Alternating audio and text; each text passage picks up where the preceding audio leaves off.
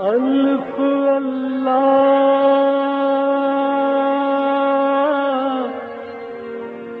چمبے دی بوٹی میرے من وچ مرشد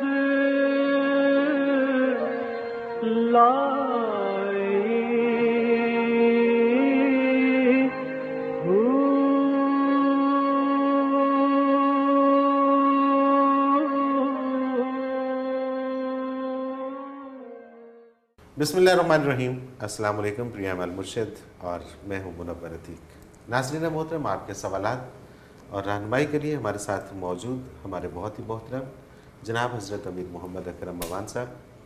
آپ سلسلہ نقشبندی اویسیہ کے شیخ ہیں، مترجم قرآن ہیں، مفکر قرآن ہیں، شاعر ہیں، ادیب ہیں، بہت سے حوالے ہیں آپ کے تعارف کے۔ حضرت جی بہت شکریہ کہ آپ نے وقت دیا۔ ناظرین محترم، آج آپ دیکھ رہے ہیں کہ ہمارا فارمیٹ تھوڑا سا چینج ہے، تبدیل ہے۔ اس کی وجہ یہ ہے کہ ہم یہ چاہ رہے ہیں کہ آپ کے جو سوالات ہیں ان میں بعض اوقات تشنگی باقی رہ جاتی ہے۔ آج ہم ایسا کریں گے کہ ایک موضوع کے اوپر پہلی بریک، پھر دوسرے موضوع کے اوپر دوسری بریک، پھر تیسری بریک میں تیسرے پارٹ میں ہم آپ کے سوالات شامل کریں گے اور ان کے جوابات حضرت جی سے آپ تک پہنچائیں گے۔ سوالات کا سلسلہ تیسری بریک میں ہوگا۔ ابھی ہم موضوع کی طرف چلتے ہیں۔ حضرت جی، سب سے پہلے جو موضوع آج ہم ڈسکس کریں گے، بلکہ آپ اس پہ روشنی ڈالیے گا، توبہ کیا ہے اور توبہ کی امید پر گناہ کرنے والے کی توبہ کیا قبول ہوتی ہے؟ الحمدللہ رب العالمین، والصلاة والسلام علی حبیبہ محمد وآلہ وصحبہ اجمعین۔ اعوذ باللہ من الشیطان الرجیم، بسم اللہ الرحمن الرحیم۔ توبہ، قرآن کریم نے اس کے لیے بڑی خوبصورت اصطلاح استعمال فرمائی ہے، توبۃ النصوح۔ یعنی توبہ آپ کے اس عمل کو کہتے ہیں کہ اگر آپ خلاف شریعت، آپ کے مزاج کے مطابق اچھائی برائی نہیں، اچھائی برائی کا معیار قرآن کریم اور سنت نبی صلی اللہ علیہ وسلم ہے، تو اگر آپ اس کے خلاف کوئی عمل کر رہے ہیں یا آپ کا عقیدہ اور نظریہ اس سے کچھ مختلف ہے، عمل کوئی مختلف ہے، تو توبہ ہوتی ہے کہ اس سے باز آ جائے، اور ایسا باز آئے کہ آئندہ کے لیے نصیحت ہو جائے۔ یعنی یہ نہیں کہ وہ کام جو میں کر چکا ہوں میں اس سے توبہ اور رجوع کرتا ہوں، نہیں، اس میں شرط یہ ہے کہ توبۃ النصوح ہو، وہ آئندہ زندگی کے لیے نصیحت بن جائے۔ تو یہ اللہ کریم نے ایک بہت بڑا معافی کا خانہ رکھا ہے بطفیل نبی کریم صلی اللہ علیہ وسلم۔ پہلی امتوں میں توبہ تھی۔ موسیٰ علیہ السلام کی امت نے جب آپ کو طور پر تشریف لے گئے تو ان کے پاس جو فرعونیوں کا زیور تھا اسے گلا کر ایک بچھڑا سا بنا لیا اور اس بچھڑے کو پوجنے لگ گئے۔ کچھ لوگ کچھ ان کے خلاف رہے۔ موسیٰ علیہ السلام کی واپسی پر جب آپ نے تنبیہ کی، سخت ناراض ہوئے، تو انہیں احساس ہوا کہ ہم نے غلط کیا ہے، ہم توبہ کرتے۔ تو ارشاد باری یہ ہوا کہ اس کی توبہ قبول ہوگی جو اپنی جان دے گا۔ اگر یہ توبہ کرتے ہیں تو انہیں اللہ کی راہ میں اللہ کے حکم سے قتل کر دیا ہے، اور جو جس کا قریبی عزیز ہے وہ خود قتل کرے۔ یہ نہ ہو کہ توبہ کے بعد لڑائیاں شروع ہو جائیں، تم نے میرا باپ مارا تھا، تم نے میرا نہیں، ان کے اپنے جو عزیز ہیں وہ قتل کرے۔ اب یہ کتنی کڑی شرط تھی۔ اور بعض حضرات نے لکھا ہے کہ کوئی ہزاروں لوگ قتل ہو گئے۔ تو موسیٰ علیہ السلام نکلے باہر تو ان کا پاؤں کیچڑ میں دھس گیا، جو انسانی خون کا کیچڑ تھا، تو لرز گئے اور انہوں نے دعا کی، بار الہ تو کریم ہے، ان کو معاف فرما دے۔ تو ارشاد ہوا کہ جو قتل ہو چکے ہیں میں ان کو شہید کا درجہ عطا کروں گا، جو بچ گئے ہیں ان کی توبہ قبول کرتا ہوں، انہیں معاف کرتا ہوں، اور وہ قتل عام بند ہوا۔ یہ ہم سے پہلے کی امتوں کی توبہ کا ایک پہلو، ایک جھلک، ایک نمونہ ہے۔ حضور اکرم صلی اللہ علیہ وسلم رحمۃ للعالمین کی بعثت کے بعد کوئی شرط نہیں رکھی رب کریم۔ مشرک ہے، کافر ہے، بت پرست ہے، بدکار ہے، شرابی ہے، زانی ہے، جوئے کھیلتا ہے، فواحشات، کوئی دنیا کا کوئی گناہ، فرمایا ان رحمتی وسعت کل شیء، میری رحمت ہر چیز سے وسیع تر ہے، تمہارے گناہ ایسے ہی ہیں۔ ایک مثال دی جاتی ہے کہ کوئی چڑیا، کسی اللہ کے بندے نے عرض کی کہ بار الہ توبہ کیسی ہے، انسان کی گناہ کیسے معاف ہوتے ہیں، تو انہیں وہ مشاہدہ کرایا گیا کہ ایک درخت ہے سمندر میں، ایک چھوٹا سا جزیرہ ہے، اس کے کنارے پہ درخت ہے، اس پر ایک چڑیا بیٹھی ہے اور اس کی چونچ میں مٹی ہے۔ اب جتنی چونچ میں سما سکتی ہے اتنی ہوگی، تو اس چڑیا نے وہ مٹی سمندر میں گرا دی، تو فرمایا گناہ میری رحمت کے مقابلے میں اتنے بھی نہیں جتنی سمندر کے مقابلے میں اس چڑیا کے منہ میں مٹی تھی۔ سبحان اللہ، سبحان اس نے گرا دی تو سمندر کا کیا بگڑا، اس کا منہ صاف ہو گیا۔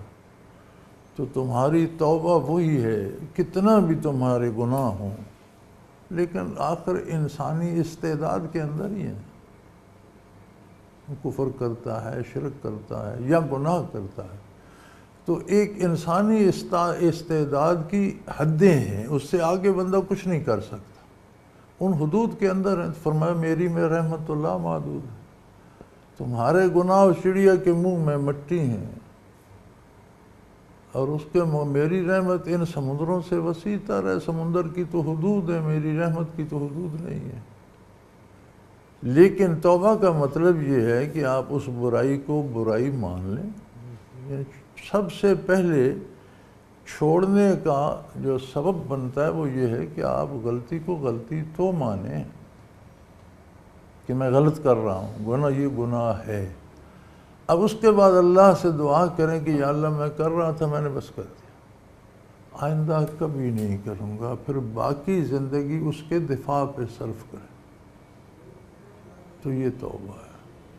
اور فرمایا اس کا وقت یہ ہے کہ جب تک برزخ کھل نہیں جاتا، جب موت آ جاتی ہے، جو لمحات موت کے ہوتے ہیں اس میں تو کافر کو بھی فرشتے نظر آنے لگ جاتے ہیں، آخرت واضح ہو جاتی ہے۔ موت کے فرشتے، قرآن کریم نے بڑا پورا لمبا ذکر فرمایا کہ وہ فرشتے اسے کہتے ہیں فیما کنتم، کہاں عمر ضائع کی تم نے، اللہ نے تمہیں شعور دیا، عقل دی، نبی مبعوث فرمائے، کتابیں نازل فرمائے، تم کیا کرتے فیما کنتم، کہاں جھک مارتے رہے؟ قالوا کنا مستضعفین فی الارض، تو وہ کہتا ہے یار میں تو ایک غریب آدمی تھا زمین پر، اب جدھر حکمران یا جدھر عمراء یا جدھر جنہیں آپ لیڈر کہتے ہیں وہ چلتے رہے، تو ہم تو عام آدمی تھے، پیروکار قسم کے آدمی تھے، ہم پیچھے چلتے رہے۔ تو فرشتے کہتے ہیں الم تکن ارض اللہ واسعہ فلم تہاجروا فیہا، کیا اللہ کی زمین وسیع نہیں تھی؟ جہاں کا ماحول برا تھا یا جہاں کے قوانین خلاف اسلام تھے یا جو معاشرہ خلاف اسلام تھا، جہاں تم مجبور ہو جاتے تھے حرام کھانے پر یا گناہ کرنے پر یا جھوٹ بولنے، تو تم نے اس کو چھوڑ کے، اللہ کی زمین تو وسیع ہے، وہاں چلے جاتے جہاں نیکی سے کم از کم رکاوٹ تو نہ ہوتی، تو تم وہاں چلے جاتے۔ آج تو ساری دنیا چھوڑ کر جا رہے ہو، پھر یہ کہنا کہ میری یہ مجبوری وہ مجبوری، تو وہ مجبوریاں کہاں ہیں؟ آج ساری دنیا، تو پھر اگر آج دنیا چھوڑ رہے ہو تو اس وقت تم برائی کا ماحول چھوڑ دیتے تو کتنا اچھا ہوتا۔ تو اس میں علماء فرماتے ہیں کہ جہاں ماحول ایسا ہو کہ وہاں آپ مجبوراً معاشرے کا جو پریشر ہے، سوسائٹی کا جو ایک دباؤ ہے، اس کے تحت آپ بھلائی کر نہیں سکتے، مجبوراً کچھ گناہ کرنا پڑ جاتے ہیں، وہاں سے ہجرت واجب ہو جاتی، وہاں سے نکل جاؤ، وہاں چلے جاؤ. اب یہ وطن عزیز ہے، ہم کہتے ہیں جہاں قانون شرعی نہیں ہے، عدلیہ کا قانون غیر شرعی ہے، سارا سیاسی نظام غیر شرعی ہے، سارا شور مچا رہتا ہے. لیکن ایک بات پہ سب کو اتفاق کرنا پڑے گا کہ کوئی نیکی کرنا چاہے تو یہاں روکتا نہیں ہے.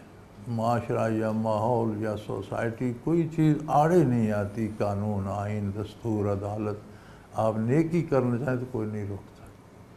تو جہاں نیکی سے روکا جاتا ہے وہاں سے چھوڑ کے وہاں آ جاؤ جہاں کوئی نیکی سے روکتا نہیں.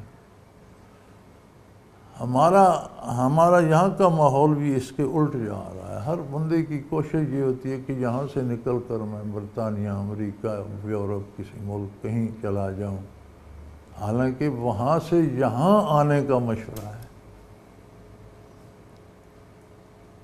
تو یہ بھی توبہ کا ایک رخ ہے کہ اللہ کریم نے جو ارشاد فرمایا اس پر یقین کامل ہونا چاہیے. تو فرمایا ما علی الارض دابۃ الا علی اللہ رزقها. کوئی ذی روح جو زمین پر ہے، مچھر، مکھی، کیڑا مکوڑا یا کوئی جانور، پرندہ یا انسان، ہر ذی روح کی روزی حیات کا جو سبب ہے اس کا ذمہ میرا ہے. سبحان اللہ، بے شک. تو جب اللہ کا ذمہ ہے تو اس پر اعتبار کرو. اگر وہاں جاؤ گے تو رزق وہی ملے گا جو تمہارے نصیب کا ہے. تو جو اللہ کا ذمہ ہے ہمیں اس کی فکر ہے. جو ہمارے ذمے ہے وہ ہم کہتے ہیں اللہ رحم کرے گا. بالکل صحیح، بالکل صحیح. ہمارے ذمے ہے کہ ہم نبی صلی اللہ علیہ وسلم کے ارشادات کی روشنی میں، قرآن کی روشنی میں اس بات کو متعین کریں کہ اچھائی کیا ہے، برائی کیا ہے. حضور اکرم نے کس چیز کو اچھا کہا ہے، کس کو برا کہا ہے، اس کے مطابق ما اتاکم الرسول فخذوہ. جو اللہ کے رسول عطا فرمایا اسے قابو کر لو، چمٹ جاؤ، اختیار کر لو. وما نہاکم عنہ فانتہوا. جہاں سے روک دیں وہاں رک جاؤ. تو اگر بندہ بے مہار چلتا رہا اور اسے احساس ہو گیا تو اس اپنے عمل کو تبدیل کرے، اس برائی کو چھوڑ دے، اور ایسا چھوڑے کہ آئندہ کے لیے نصیحت ہو جائے. دوسروں کے لیے نصیحت ہوتی ہے، دوسروں کے لیے مثال بن جائے کہ ایسے بھی کیا جا سکتا ہے. بالکل صحیح. تو یہ توبہ ہے. اور کوئی گناہ کتنے ہوں، بلکہ ایک حدیث پاک کا مفہوم ہے کہ کوئی گناہ گار اپنے اتنے گناہ کرے کہ اس نے زمین و آسمان کے درمیان سارے خلا کو گناہوں سے بھر دیا، ایک توبہ کافی. سبحان اللہ، سبحان اللہ. بالکل صحیح. اور توبہ کی امید پہ گناہ کرنا، توبہ کی امید پہ گناہ کرنا تو ظلم ہے. جیسے تریاق کی امید پہ کوئی سانپ سے ڈسوا لے، کوئی ڈسواتا ہے؟ کوئی رسک لیتا ہے؟ بالکل صحیح بات. آپ تریاق یا انجیکشن جو سانپ کے زہر کا اتار ہے اس کے ہاتھ میں دے، اسے کہیں سانپ سے ڈسواؤ، کبھی بھی نہیں ہوگا. بالکل بڑا خوبصورت جواب اور بڑا 2 لفظوں میں جواب. توبہ کی امید سے گناہ کرنا ایسا ہی ہے جیسے انجیکشن ہاتھ میں اور خود سانپ سے ڈسوا لے. وہ انجیکشن اثر کرے گا یہ نہیں، سانپ تو اثر کر جائے. تو یہ ظلم ہے. بالکل صحیح. یہ ظلم ہے زیادتی. حضرت جی مجھے ایک بریک پہ جانا ہے. اسے جہالت کہیں گے. جہالت کہیں گے. بالکل ٹھیک ہے. مجھے ایک بریک پہ جانا ہے اور واپس آ کے یہ جانیں گے کہ اسلامی روح سے بیٹی کو جہیز میں کیا دیا جا سکتا ہے، اس پہ بات کریں گے. ناظرین محترم، اگر آپ بھی اپنے سوال کے ذریعے، اپنے موضوع، کسی بھی موضوع کے ذریعے اس پروگرام میں شامل ہونا چاہیں تو اسکرین پہ ہمارا نمبر موجود ہے، آپ نوٹ فرما لیجئے 0333455021. آپ ہمیں اس پہ SMS کر سکتے ہیں، آپ ہمیں میل کر سکتے ہیں. almurshed.tv ویب سائٹ پہ جائیے، کوشچن کے آپشن پہ جائیے اور ہمیں آپ اپنا سوال لکھیے، ہمیں بھیجیے، ہم آپ کا سوال اس پروگرام میں شامل کریں گے. almurshed.tv یہ ایک ایسی ویب سائٹ ہے کہ جس پہ آپ بہت کچھ جان سکتے ہیں. حضرت امیر محمد اکرم اوان صاحب کی جو تراجم ہیں انگلش اور اردو میں قرآن پاک کے، وہ بھی آپ کو اس میں مل جائیں گے. ریسرچ بہت اچھے طریقے سے 3 زبانوں میں 3 لفظوں میں آپ کر سکتے ہیں. اس کے علاوہ آپ جتنے بھی ہمارے آج تک کے پروگرامس ہیں، 3 سال سے جو ہم پروگرامس المرشد آپ کے سامنے پیش کر رہے ہیں، وہ بھی اس میں موجود ہیں. اور اس میں آپ نے جو سوالات ہمیں بھیجے ہیں ان کی ڈیٹیل بھی آپ کے نام کے ساتھ وہاں پہ پڑھی ہے، آپ وہاں سے دیکھ سکتے ہیں۔ ایک مختصر کمرشل بریک لیتے ہیں، واپس آتے ہیں، ہمارے ساتھ رہیے گا۔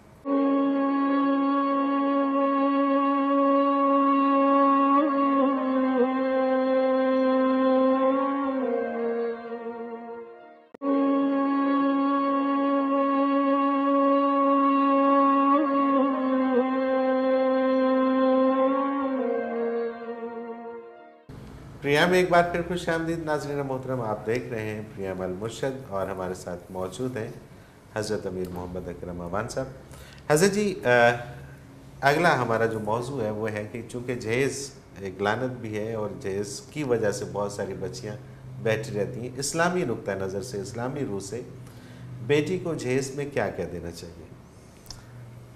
یہ جملہ بھی درست نہیں ہے کہ جہیز ایک لعنت ہے، ٹھیک ہے، اور یہ بھی صحیح نہیں ہے کہ بہت ہی بڑھ چڑھ کر اپنی حیثیت سے بڑھ کر ادھار لے کر جہیز دیا جائے۔ ہم افراط و تفرید کا شکار ہیں۔ صحیح۔ ایک طبقہ وہ ہے جو یہی کہتا ہے کہ یہ جہیز ایک لعنت ہے، اور ایک طبقہ وہ ہے جو جہیز میں اپنی شان و شوکت ظاہر کرنے کے لیے قرض ادھار لے کر بھی وہ کرتا ہے۔ حقیقت یہ ہے کہ اسلام میں اعتدال ہے، توازن ہے۔ بالکل صحیح۔ یہ کائنات کا نظام، یہ زندگی، موت، یہ گرمی، سردی، رات دن، ہر چیز میں ایک اعتدال ہے، توازن ہے۔ سارے ستارے سیارے، زندگی توازن سے قائم رہتی ہے، عدم توازن زندگی کو ڈسٹرب کرنے کی طرف جاتا ہے۔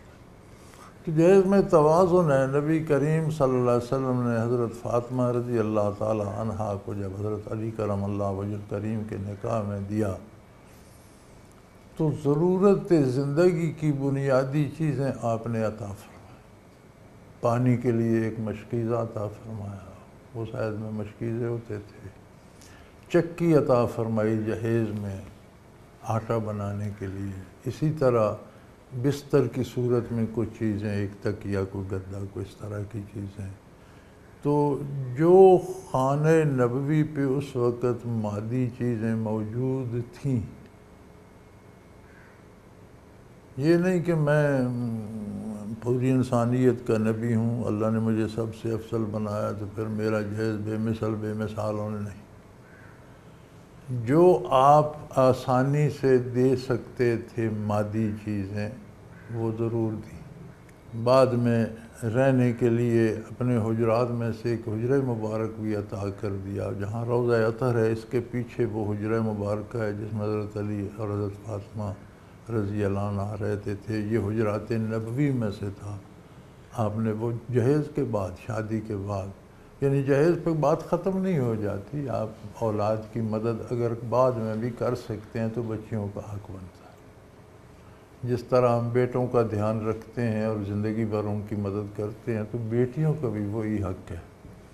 تو حضور نے بعد میں وہ حجرہ مبارک بھی عطا کر دیا۔ تو ایک معیار بن گیا کہ جو چیز اپنی حیثیت کے مطابق ضروریات زندگی کی انہیں دے سکتی، اگر آپ زیور اچھا دے سکتے ہیں اور آپ کسی سے ادھار لینے پر مجبور نہیں ہیں تو ضرور دیں، وہ ایک سرمایہ ہے۔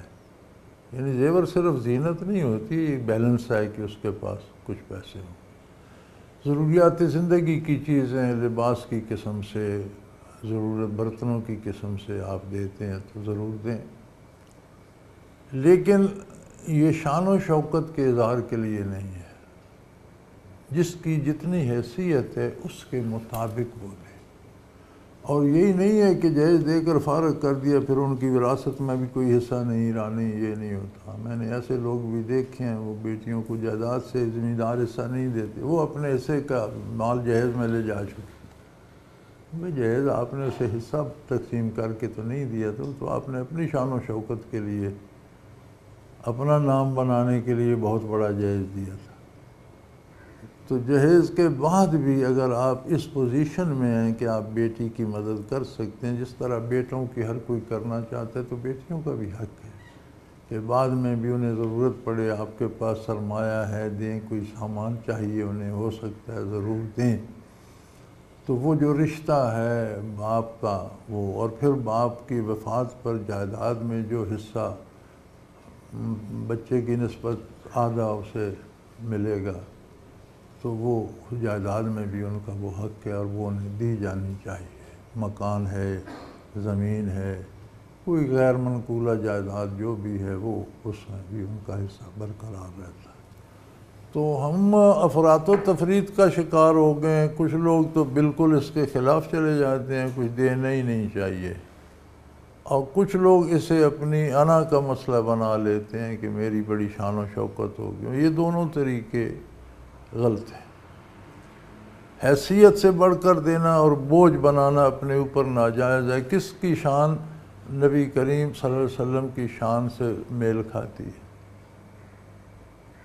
تو جب آپ نے اسے آنر کا سبب نہیں بنایا بلکہ جو میسر تھا اور ضروریات زندگی کا جو کاشان نبوی پہ چیزیں موجود تھیں وہ عطا کر دی، تو یہ چاہیے، اس میں توازن چاہیے۔ اب ہر بندے کی ایک اپنی مالی حیثیت ہے، ہر بندے کی ایک قوت ہے دینے یا نہ دینے کی، اس کے مطابق، اور یہ اس بندے کا حق ہے، یہ جو شادی کرنے والے یا سسرال یا دولہا، ان کا مطالبہ کرنے کا کوئی حق نہیں۔ ٹھیک ہے، وہ یہ نہیں کہہ سکتے کہ جہیز میں گاڑی بھی ہو، یہ جہیز میں، وہ شرط نہیں لگا سکتے جو آج کل ہے، شرط لگائی جاتی ہے، جی جہیز میں گاڑی بھی آئے گی، ہمیں وہاں سے بھی حصہ ملے گا، ہمیں نقد بھی اتنا دو گی۔ یہ نہیں ہے، یہ شرعاً جائز نہیں ہے۔ ان کا کوئی، وہ جو جتنے حقوق ہیں وہ بیٹی کے ہیں والد پر، صحیح، بالکل ٹھیک۔ اس کے سسرال والے یا داماد جو ہے وہ اس کے حقوق استعمال نہیں کر سکتا کہ وہ مطالبہ لے کر بیٹھ جائیں، جی آپ اتنے امیر ہیں مجھے وہ بھی دیں وہ بھی دیں، یہ بھی ناجائز۔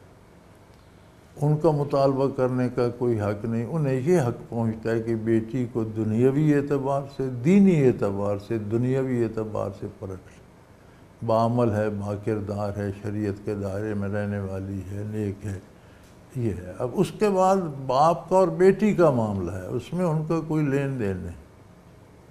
اچھا، اس میں اگر جو خامد بننے جا رہے ہیں، جو شوہر ہیں، وہ اگر یہ کہہ دیں کہ مجھے کوئی جہیز میں کوئی چیز نہیں چاہیے، بلکہ جن کپڑوں میں آپ میرے گھر آؤ گی وہ کپڑے بھی میری طرف سے آپ کو دیے جائیں گے، اس میں کوئی حرج ہے؟ نہیں، کوئی حرج نہیں، تو اچھی بات ہے، یہ تو بہت اچھی بات ہے۔ یہ ایک اسی طرح جو بیٹی جہیز لے کے جاتی ہے یا جو اس کا حق مار مقرر ہوتا ہے وہ اس کا ذاتی حق ہے۔ اب نا اتفاقی ہو جاتی ہے یا بات طلاق تک چلی جاتی ہے تو جو اس کا جو مہر ہے اور جو اس کی ذاتی چیزیں وہ لائی ہے وہ اس کا حق ہے، وہ لے جا سکتی ہے۔ لیکن اللہ کریم فرماتے ہیں کہ اگر عورت معاف کر دے، بے شک مہر بھی معاف کر دے، جو لائی ہے یہ بھی معاف کر دے، تو بندہ آرام سے لے سکتا ہے۔ وہ معاف نہ کرے تو طلاق دینے والے کو چاہیے کہ پہلے اس کا مہر بھی ادا کرے، جو چیزیں اس کی ذاتی ہیں وہ اپنے ساتھ لائی ہے والد کی طرف سے وہ واپس کرے، اور خوبصورت اچھے طریقے، یعنی ایسے طریقے سے طلاق دے کہ دشمنی کی بنیاد نہ بن جائے، آئندہ کے تعلقات کو ایک مجبوری ہے کہ ہم اکٹھے نہیں رہ سکتے، مزاج نہیں ملتے، خیالات نہیں ملتے، کردار نہیں ملتا، سوچوں میں فرق، کوئی وجہ ہے، ایسی وجہ ہے کہ ہم زندگی بھر اکٹھے نہیں رہ سکتے، جو شادی کے بعد جس کا اظہار ہوا تو اس کا حل طلاق ہے۔ حالانکہ جتنے جائز کام ہیں ان میں اللہ کے نزدیک جائز اور حلال کاموں میں سب سے زیادہ ناپسندیدہ کام طلاق ہے۔ بے شک۔ لیکن زندگی کو عذاب بنانے کی بجائے طلاق دینا مناسب، بالکل صحیح۔ یا تو اتنی برداشت ہو کہ اسے برداشت کر لے، وہ تو اس کا اجر الگ ملے گا، نہیں کر سکتا تو پھر لیکن طلاق پر دشمنی نہ بنائے۔ اس میں بھی ایک خوبصورتی ہے کہ جو اس کا حق ہے وہ اسے دے کر پھر خامد کو اپنی طرف سے بھی دے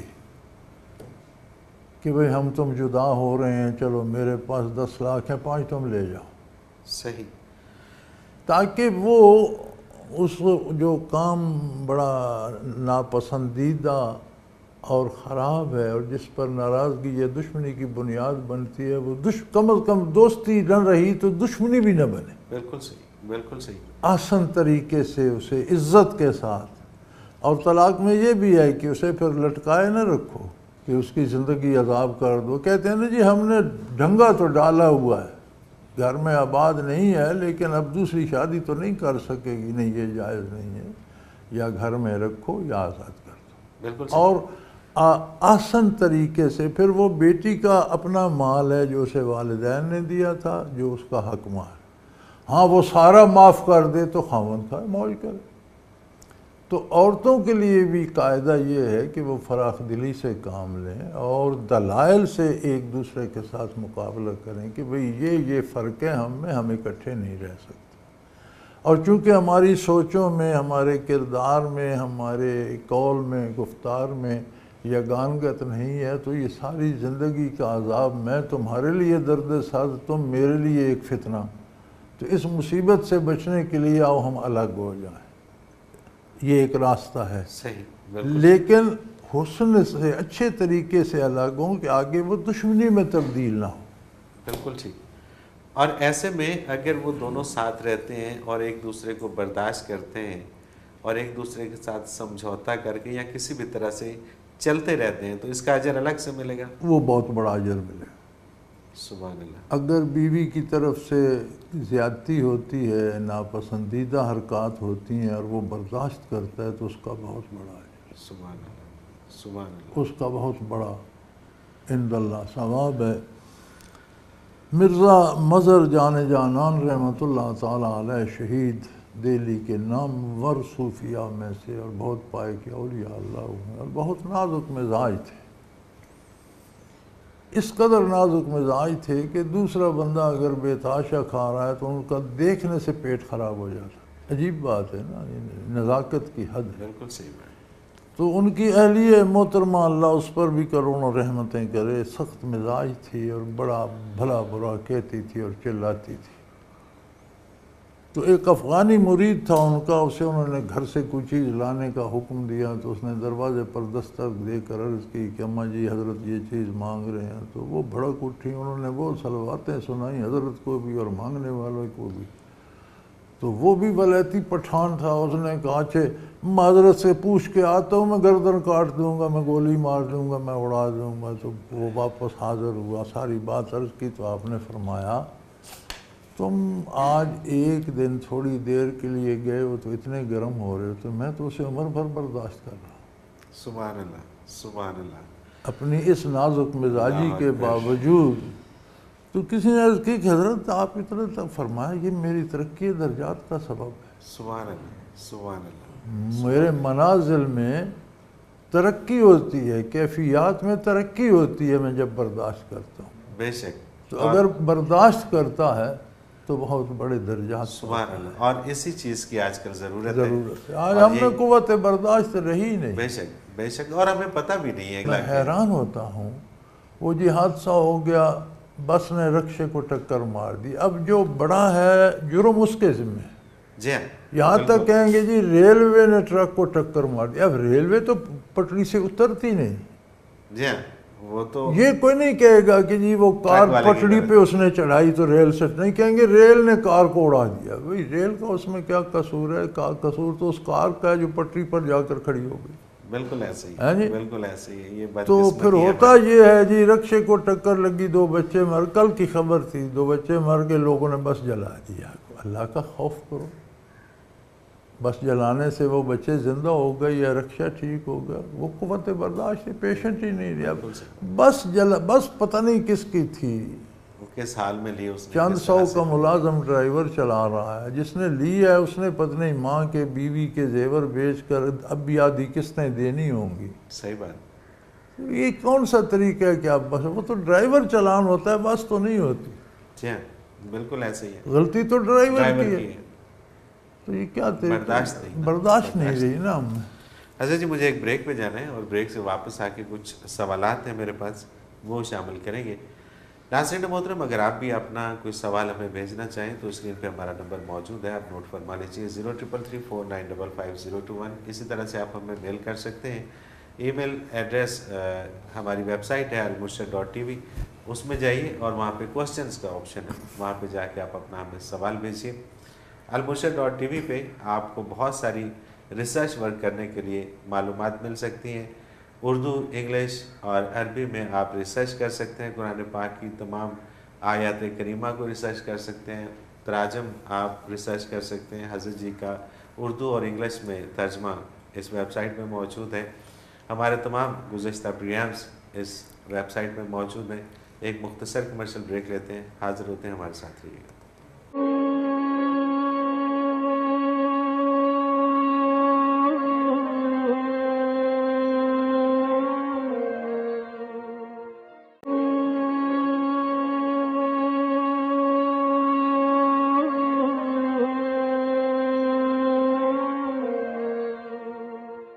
پروگرام میں ایک بار پھر خوش آمدید ناظرین محترم۔ آپ کے سوالات اور رہنمائی کے لیے ہمارے ساتھ موجود ہمارے بہت ہی محترم جناب حضرت امیر محمد اکرم امان صاحب۔ حضرت جی کچھ سوالات ہیں وہ پروگرام میں شامل کرتے ہیں۔ زبیل دبئی سے یہ کہتے ہیں، حضرت جی آپ کا پروگرام بڑے شوق سے دیکھتا ہوں اور بڑی لرننگ ہوتی ہے۔ میرا سوال یہ ہے کہ دبئی میں کاروبار کرتا ہوں، ہم جو سپلائی دیتے ہیں اس کے عوض ہمیں پوسٹ ڈیٹڈ چیک ملتے ہیں 1 یا 2 ماہ بعد کا، مگر یہاں ایک سہولت موجود ہے کہ ہم وہ چیک بینک میں یا کسی شخص کو دے کر فوری کیش کروا لیتے ہیں اور بدلے میں ہمیں کچھ پرسنٹیج اس کو دینا پڑتی ہے۔ یعنی اگر ہم 10,000 روپے کا چیک دیتے ہیں اس کو تو وہ بدلے میں ہمیں 9,500 روپے دیتا ہے، 500 روپے وہ کاٹ لیتا ہے۔ تو کیا یہ سود کے زمرے میں آتا ہے یا نہیں آتا ہے؟ نہیں، یہ بزنس کا ایک قاعدہ ہے، اور وہ بندہ آپ کو مہینے 2 مہینے 4 مہینے کا چیک ملا تو وہ 4 مہینے کے لیے اپنی رقم انویسٹ کرتا ہے، ٹھیک ہے، تو اس پر جانبین کی منظوری سے جبراً نہیں لیتا، وہ شرائط افہام و تفہیم سے ہوتی ہیں یا ایک قاعدہ مقرر ہوتا ہے، تو وہ تو ایک کاروباری شعبہ ہے، ایک اس کا سلیقہ ہے۔ سود وہ ہوتا ہے جو رقم کہیں خرچ نہیں کی جاتی، انویسٹمنٹ نہیں ہوتی، کسی کو ٹھوس دے دی جاتی ہے اور واپس زیادہ لی جاتی ہے۔ صحیح، بالکل ٹھیک۔ آگے وہ انویسٹ کرتا ہے یا نہیں کرتا وہ اس کا معاملہ ہے، اس میں آپ کا دخل کوئی نہیں۔ اس میں تو وہ رقم اپنی آپ کو دیتے ہیں، آپ کی 4 مہینے پہلے ضرورت پوری ہوگی، رقم اس کی خرچ ہوئی، بالکل ٹھیک، اس پر مناسب منافع لینے کا اسے حق حاصل، بالکل صحیح۔ سہیل انور ہیں، یہ کہتے ہیں، حضرت جی میں آپ کا پروگرام بہت شوق سے دیکھتا ہوں، آپ کی فصاحت و بلاغت کا پوری طرح سے قائل ہوں، اس لیے یہ سوال کرنے کی جسارت کر رہا ہوں کہ اللہ کے محبوب بندے اولیاء اکرام، صوفیاء اکرام ہر زمانے میں موجود ہوتے ہیں اور اللہ تعالیٰ ان کی دعائیں قبول فرماتا ہے، پھر کشمیر اور فلسطین جیسے انسانیت سوز ایشوز پر ان کی دعائیں قبول کیوں نہیں ہوتی؟ یقیناً اللہ پاک کی حکمت اور مصلحت اس میں شامل ہوگی جس کو سمجھنا بہت مشکل ہے، پھر بھی رہنمائی فرما دیجیے۔ اللہ اللہ اللہ۔ میں پہلے پروگرام میں ہمارے میں یہ بات چل رہی تھی کہ کائنات کا نظام توازن پر، عدل پر قائم، دعاؤں کی اپنی تاثیر ہے، دعا بھی آپ دوا سمجھیں، لیکن دوا اور مرض میں کچھ توازن ہو۔ اگر مرض دوا سے 10 گنا بڑا ہو تو دعا کچھ کمی تو کرے گی مرض میں، لیکن ٹھیک نہیں ہوگا۔ جب اسی مرض کی دوا ہے تو ہو سکتا کمی تو کچھ کرے گی، کچھ سپورٹ کرے گی، یا شاید بڑھنے سے رک جائے، ٹھیک تو نہیں ہوگا۔ تو اہل اللہ کی دعائیں ایک طرف ہیں، دوسری طرف ہمارا کردار ہے۔ بین الاقوامی طور پر امت مسلمہ کا کردار کیا ہے؟ تو ہمیں سوچنا یہ چاہیے کہ اگر کفار ہم پر غلبہ پا رہے ہیں تو ہمارا کردار اتنا تباہ ہو چکا ہے کہ اہل اللہ کی دعاؤں کے اثر سے آگے نکل گیا ہے۔ بالکل صحیح، دوا کی تاثیر سے مرض بڑھ گیا ہے، کیونکہ اسلام کے ساتھ غلبے کا وعدہ ہے اللہ کریم کا، وَلَا تَهِنُوا وَلَا أَنْتُمُ الْأَعْلَوْنَ إِن كُنتُم مُؤْمِنِينَ۔ نہ گھبراؤ نہ پریشان ہو، تم ہمیشہ فاتح ہو، انتم الاعلون، تم جیتے ہوئے ہو، فاتح ہو۔ شرط یہ ہے کہ اگر تمہارا ایمان ٹھیک ہے، ایمان و عمل درست ہے، عقیدہ اور کردار صحیح ہے تو فتح ہے، تم جیتے ہوئے ہو یار، جنگ بعد میں ہوگی، تو میں پہلے بتا رہا ہوں، تم جیت تمہاری ہے۔ سبحان اللہ، سبحان اللہ۔ اب اللہ ایک خبر دے رہے ہیں، ساتھ شرط لگا رہے ہیں کہ ایمان تمہارا، ایمان سے مراد ہوتا ہے عقیدہ اور عمل، اس مجموعے کا نام ایمان ہے۔ ہم صرف کہنے کو ایمان کر لیتے ہیں، ہمارا کہنا دعوی ایمان ہے، ہمارا عمل اس کا گواہ ہے۔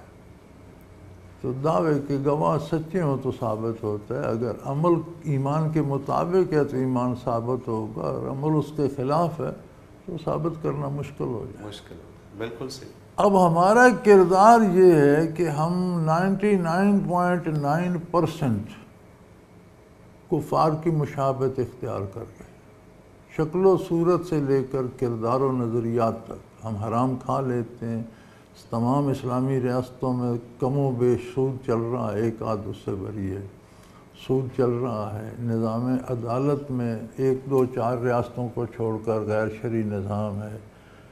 ہمارا معاشی نظام سود پہ استوار ہے، سیاسی نظام بھی کافروں سے بدتر ہے ہمارا۔ صحیح، بالکل ٹھیک۔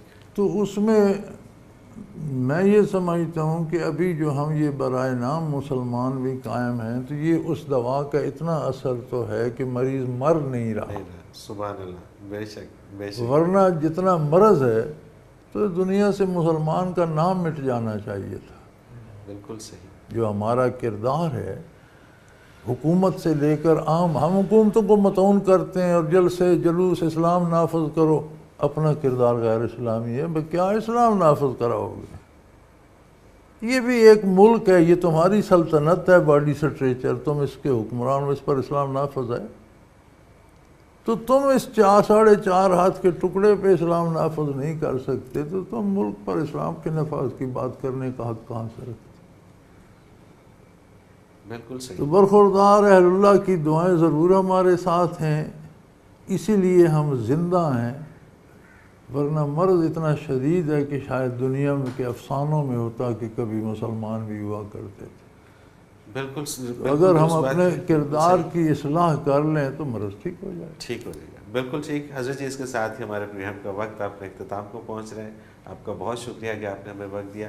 ناظرین محترم، اگر آپ بھی اس پروگرام میں اپنے سوال کے ذریعے شامل ہونا چاہیں تو اسکرین پہ ہمارا نمبر موجود ہے، آپ نوٹ فرما لیجیے 033349555021، اور اسی طرح سے آپ ہمیں میل کر سکتے ہیں almurshid.tv کی ویب سائٹ پہ جائیے، کوشچن کے آپشن میں جا کے آپ اپنا سوال لکھیے، اپنا سوال ہمیں بھیجیے، آپ کا سوال ہم اس پروگرام میں شامل کریں گے، حضرت جی سے رہنمائی لیں گے۔ اس کے ساتھ ہی آج کے پروگرام کا وقت اپنے اختتام کو پہنچا، اگلے ہفتے ملاقات ہوگی، اللہ حافظ۔ لا